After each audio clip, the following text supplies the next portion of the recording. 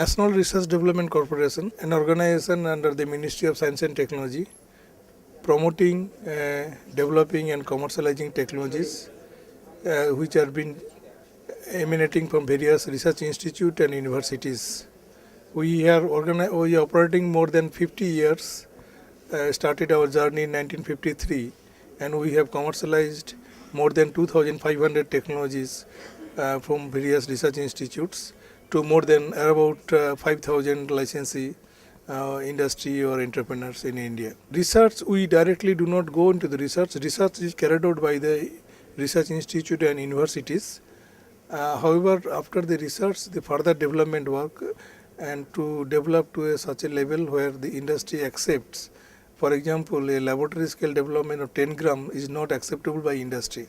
So for that thing, we need a lot of further development, engineering inputs, efficacy testing and field trial, so many things to be accepted. After that, there is a market research, what is the kind of demand, what kind of the market exists, and what kind of investment required.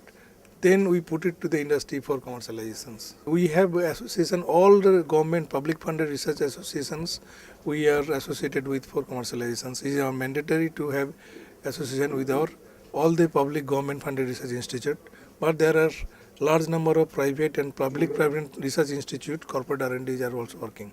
We have a large number of research institute, including Andhra Pradesh Agriculture Universities, IICT Hyderabad, CCMB, ICRISAT. Large number of research institutes are there. They have been contributing for developing new technologies which have been transferred to industry. We are in all sectors, but industry, the requirement of technology in different sectors changes. Like late 70s, we have agriculture machineries requirement. Then there is agrochemical and chemical industry boom up.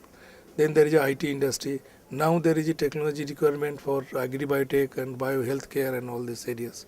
So we have to keep the technological requirement in mind and then provide the new technologies which be generated.